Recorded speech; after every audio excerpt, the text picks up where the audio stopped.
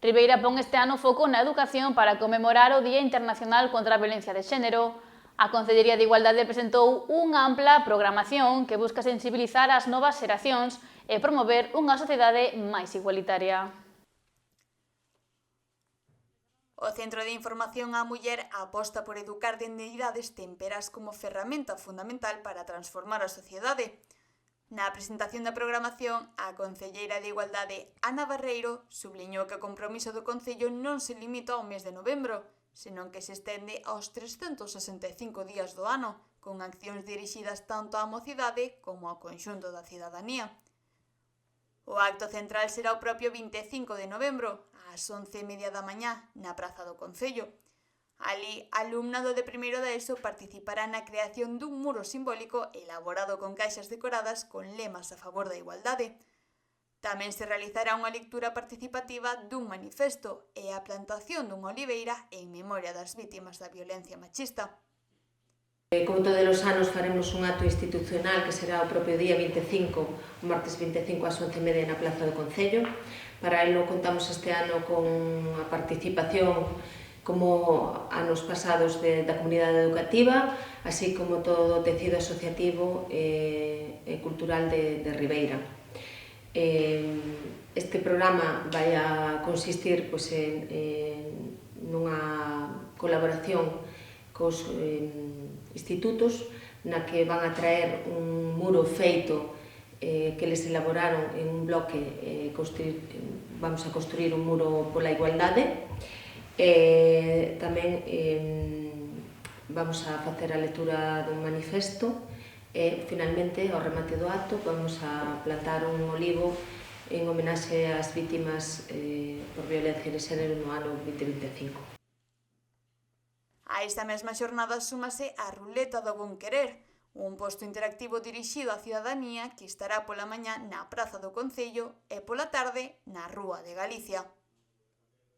Esas persoas que se achegan durante toda a xornada do día 25 haberá un posto a pé de rúa con un contido cunha ruleta na cal, aparte de xogar, estaremos trasladando datos, curiosidades e rompendo un pouco mitos que a mellor xente de a pé tamén poida levarse como dato e chegar tamén ao conxunto da poboación de unha maneira máis directa. O xoves 27, ás 7 da tarde, o Centro Cultural Lustres Rivas acollerá o monólogo Vicio Ovo Sempre, da actriz Atenea García. A peza, destinado ao público adulto, recolle testemuños de mulleres maiores de 80 anos para reflexionar, con humor, sobre a diversidade, o amor e as vidas que permaneceron ás marxes. Tamén se difundirá en redes sociais a campaña Di sí ao bo trato, convidando á veciñanza a compartir fotografías mencionando as contas do Concello e do CIM.